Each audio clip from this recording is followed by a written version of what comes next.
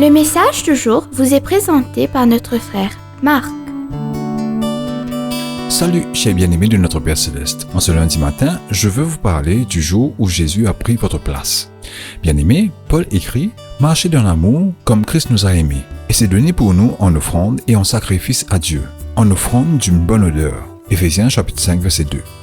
Voici l'une des plus grandes promesses de la parole de Dieu. Le Christ qui m'a aimé et s'est livré pour moi. Bien-aimés, Jésus n'est pas mort simplement pour des bonnes personnes. Il est mort pour les pécheurs. Il nous a aimés quand nous étions encore ses ennemis, désapprouvés, dépravés et dans les ténèbres. Pourquoi Jésus aime-t-il les pécheurs? Parce qu'il sait qu'il peut nous purifier, nous donner de nouveaux cœurs et nous accorder la vie éternelle. Il prend même le pied des pécheurs, le chef des pécheurs, comme Paul se nommait lui-même, et les rend purs, capables de se tenir debout au jour du jugement, avec une joie extrêmement grande. Toute l'humanité était morte dans ses offenses et ses péchés. Tous étaient sous la malédiction de la loi. Tous étaient coupables d'innombrables péchés.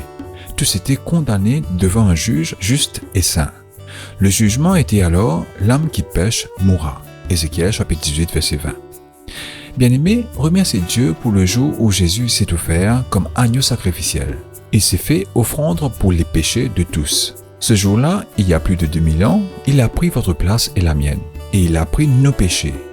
Bien-aimés, nous aurions péri, mais Jésus s'est tenu à nos côtés et a dit « Venez, cachez-vous en moi, tenez-vous sous mes ailes. Je plaiderai pour votre cause au jour du jugement. » Dieu n'a pas épargné son Fils.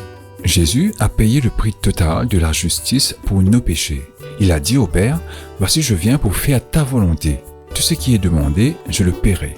Que celui-ci soit libre. » Bien-aimés, essayez de réfléchir profondément à ce que Jésus a fait pour nous sur la croix, pour effacer nos péchés. Demain, nous continuerons avec ce message. Que Dieu vous bénisse tous. Profitez de votre journée en lui. Au revoir. Si toi aussi tu crois que la parole de Dieu est une bénédiction, partage-la et sois une source de bénédiction pour les autres toi aussi.